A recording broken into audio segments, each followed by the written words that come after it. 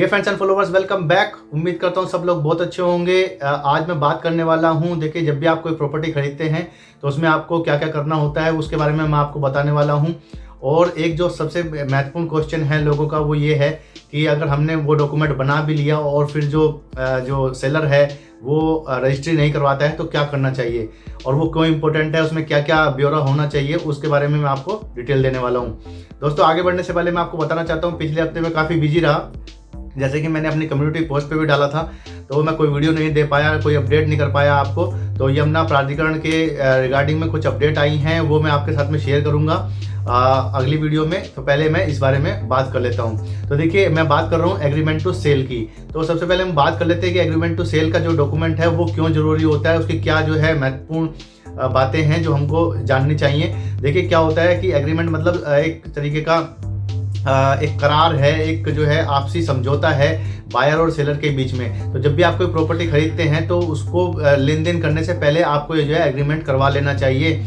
और एग्रीमेंट कैसा होना चाहिए वो मैं आपको बताऊंगा, वो बहुत इंपॉर्टेंट है। खाली आपने जो है वकील से जाकर के एक एग्रीमेंट बना करके अपने घर में नहीं रख लेना है, वो आपने रजिस्टर कराना है। जब तक कोई एग्रीमेंट रजिस्टर नहीं होता है तब तक उसकी कोई वैल्यू नहीं है, आप उसमें कुछ भी नहीं कर सकते, वो एक खाली कागज का टुकड़ा है। ये मैं आपको बता दूं पहले ही। तो इसकी जो इम्पोर्टेंस है वो ये है कि जैसे ही आपका जो है एग्रीमेंट रजिस्टर्ड हो जाता है रजिस्ट्रार ऑफिस में, तो उसकी वैल्यू जो है एक जुडिशियल कैटेगरी उसमें आ जाता है वो। तो अगर कोई सेलर जो है बाद में आनाकानी करता है या जो उसमें शर्तें लिखी हुई हैं उनको नहीं मानता है तो उस पर कार्रवाई की जा सकती है। अब हम बात कर लेते हैं कि इसको कौन कर सकता है एग्रीमेंट को। तो देखिए 18 साल से ऊपर के व्यक्ति जो भी काबिल हैं एग्रीमेंट करने के लिए, पहली शर्त ये है कि वो मतलब जो है 18 साल से ऊपर होने चाहिए। दूसरा जो है पागल नहीं होने चाहिए, पागल मतलब उनका मेंटली हेल्थ होनी चाहिए, वो फिजिकली वो जो है गुड होने चाहिए। ऐसा नहीं है कि बीमार व्यक्ति है उसने जो है कोई एग्रीमेंट कर लिया, ऐसा नहीं माना जाएगा। उसके ऊपर किसी तरीके का दबाव नहीं होना चाहिए। तो उस तरीके के व्यक्ति जो है एग्रीमेंट कर सकते हैं, जो कि जो कॉन्ट्रैक्ट एक्ट है उसके अंदर में ये सब चीज़ें आती हैं। अब हम बात करते हैं कि उसमें क्या क्या मसौदा, क्या क्या उसमें ब्यौरा होना चाहिए। तो देखिए इसके लिए जब भी आप एग्रीमेंट करते हैं तो आपने एक वकील हायर किया होगा या आप जो है दस्तावेज लेखक जो होते हैं उनसे जो एग्रीमेंट जब करवाते हैं तो सबसे पहले जो पार्टी है उसकी डिटेल आप ले लें।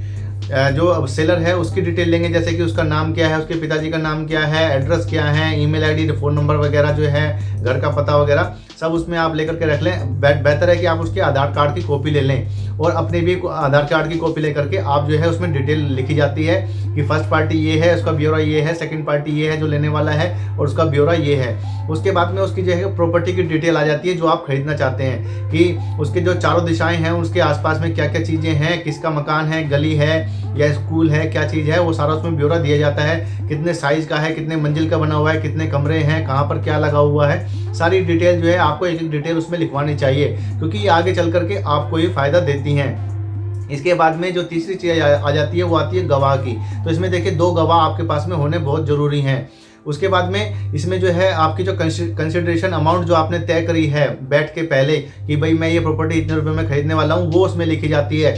इसमें जो सबसे महत्वपूर्ण बात होती है वो होती है टाइम की। इसमें एक टाइम लिमिट दी जाती है।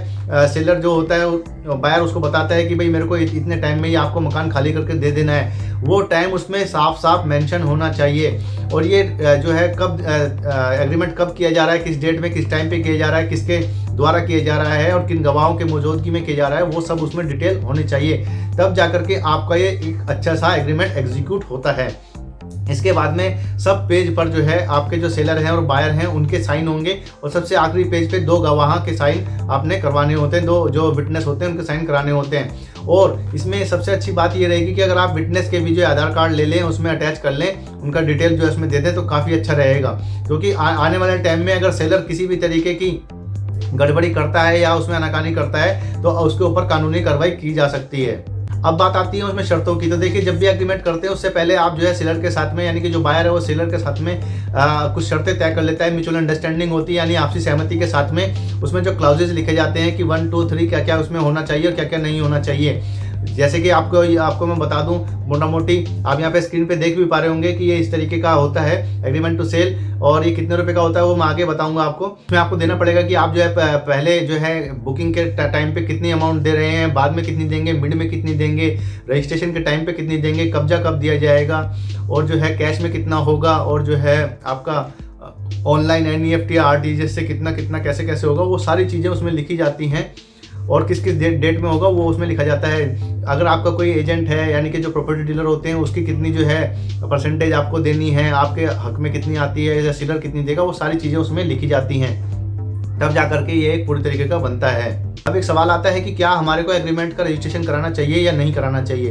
देखिए कानूनी, अगर मैं कानून की बात करूं तो बिल्कुल उसका रजिस्ट्रेशन कराना चाहिए, अदरवाइज वो होगा एक खाली कागज का टुकड़ा, उसकी कोई वैल्यू नहीं रह जाती है, उसके ऊपर आप जो है केस नहीं लड़ सकते, वो खाली किसी काम का नहीं है। अब बात आती है वो कितने रुपए का करवाना चाहिए। तो देखिए हर एक स्टेट के अंदर में अलग अलग स्टैम्प ड्यूटी का पेपर आता है और कई जगह जो है ऑनलाइन आते हैं। इसमें एक चीज़ का आपने ध्यान रखना है कि आप जो है ऑथराइज जो डीलर होते हैं इसके, वहीं से ही आप जो है स्टैम्प ड्यूटी का जो है पेपर लें, और जितने रुपए की भी स्टैम्प ड्यूटी आपके स्टेट में लगती है उसी हिसाब से आपने उसको लेना है। रजिस्ट्रेशन की जो मैं बात कर रहा हूँ, इसमें जो एग्रीमेंट टू सेल है इसको रजिस्टर कराने का भी जो है, जिसमें जिस जो वैल्यू उसमें लिखी जाती है उसके हिसाब से उसका रजिस्ट्रेशन चार्ज लगता है। हम थोड़े से पैसे बचाने के लिए जो है अपना ही नुकसान कर बैठते हैं। हालांकि मोस्टली केसेस में जो है म्यूचुअल अंडरस्टैंडिंग से कह लो या विश्वास के तौर पर जो है ये काम हो जाते हैं, लेकिन बाई चांस अगर जो है सेलर खराब निकल जाता है या मतलब वो थोड़ा सा अच्छा नहीं है, वो आपके साथ में दगा करना चाहता है, तो आपको जो है मुश्किल हो सकती है। अगला पॉइंट आ जाता है इसमें कि हम जो है एग्रीमेंट टू सेल पे और GPA पे प्रॉपर्टी ले सकते हैं क्या। तो देखिए ये एक अमान्य है, बिल्कुल कानूनी नहीं है, ये वैधानिक नहीं है। तो इसमें क्या होता है कि अगर आप GPA बनवा लेते हैं, एग्रीमेंट टू सेल करवा लेते हैं और दोनों का रजिस्ट्रेशन नहीं कराते हैं, रजिस्ट्री नहीं कराते हैं, तो वो जो है एक तरीके का इलीगल डॉक्यूमेंट है, उसके बिहाफ पर आपको आगे आने वाले टाइम में दिक्कत हो सकती है। इसलिए मैं आपसे ये कहूँगा कि थोड़ी सी स्टैम्प ड्यूटी, जहाँ इतने लाखों रुपये आप खर्च कर रहे हैं, तो थोड़ी सी स्टैम्प ड्यूटी भी आप दे सकते हैं। अब बात करते हैं कि अगर सेलर ने पहले जब हमारा जो एग्रीमेंट हुआ था तब उसने कहा था कि भाई जो है मैं आपकी रजिस्ट्री करा दूंगा फलाना फलाना डेट को, आपने जो है उसकी पेमेंट भी कर दी है, अच्छे तरीके से सब हो गया है। अब जब वो रजिस्ट्री का टाइम आया तो उसने बोल दिया कि भाई मैं तो आपकी जो है रजिस्ट्री नहीं कराऊंगा, मैं तो GPA कराऊंगा, तो आपको जो है दिक्कत बनेगी। अब दिक्कत बनेगी जब आपने उसका रजिस्ट्रेशन नहीं कराया होगा। अगर आपने अपने एग्रीमेंट का रजिस्ट्रेशन कराया हुआ है तो आप जो है पहला काम क्या होगा, आपने जो है FIR करानी होगी पुलिस थाने के अंदर में कि भाई ये मेरा एग्रीमेंट है, ये मेरा रजिस्टर्ड एग्रीमेंट है, और जो है अब वो जो सेलर है वो इसकी मानना नहीं कर रहा है, जो है उसकी अवहेलना कर रहा है। तो इस केस में क्या होगा, उसके ऊपर FIR होकर के उस पर जो है खाली क्रिमिनल केस जो है वो लगाया जा सकता है, लेकिन जो सिविल केस है वो उस पर लागू नहीं होता है। वहाँ पर उसको जो है उसका जो है मतलब प्रॉपर्टी का कोई वो उसमें नहीं मिलेगा उसको फ़ायदा। उसके लिए आपने क्या करना है कि कोर्ट फीस देनी पड़ती है, जो कि होती है जो कंस्ट्रक्शन जो एग्रीमेंट की जो वैल्यू होती है उसके हिसाब से कोर्ट फीस जब आप पे कर देंगे तब जो है उस पर जो है कोर्ट में केस जा सकता है और फैसला आपके हक में ही आने वाला है, क्योंकि आपने जो है पक्का अच्छी तरीके से एक एग्रीमेंट को एग्जीक्यूट किया हुआ है, उसको जो है रजिस्टर भी कराया हुआ है। थोड़ा सा इसमें जो है जो परेशानियां होती हैं वो बहुत कम आती हैं और फैसला जो है आपके हक में ही आएगा अगर आप अपने हक पर हैं तो। अब बात कर लेते हैं कि वो कितने टाइम में हम करा सकते हैं। तो देखिए जो एग्रीमेंट में जो डेट दी हुई होती है उसके देखिए 3 साल तक का जो है टाइम होता है, उस दौरान में आप जो है उसको जो है केस डाल सकते हैं कि भाई वो सेलर जो है वो रजिस्ट्री नहीं करा रहा है। हालांकि क्या होता है कई केसेस में जब आपने रजिस्ट्री जो कराई हुई है, रजिस्ट्रेशन कराया हुआ है ना एग्रीमेंट टू सेल का, तो जब आप FIR कर देते हैं तो सेलर जो है वो डर जाता है। बहुत से 90% केसेस में जो है वो आपका जो है रजिस्ट्री करा देता है, क्योंकि उसको डर हो जाता है कि ये जो है मामला पक्का हो चुका है। तो आपने जो है रजिस्ट्री पक्के तौर पर करा लेनी होती है एग्रीमेंट की। अब जो है जनरली जो है ना ही तो लोग इसकी रजिस्ट्रेशन कराते हैं और ना ही जो है रजिस्ट्री कराते हैं प्रॉपर्टी की, तो उस केस में वो फंस जाते हैं। तो जब आपका जो है कोर्ट में फीस आपने पे कर दी है तो उसके बाद भी जो है आपका केस चल जाता है और केस चलने पर आपका ही जीत होगी, ये जो है माना जाता है, क्योंकि आप जो है अपने हक पर हैं। तो दोस्तों ये तो थी एग्रीमेंट टू सेल की बात।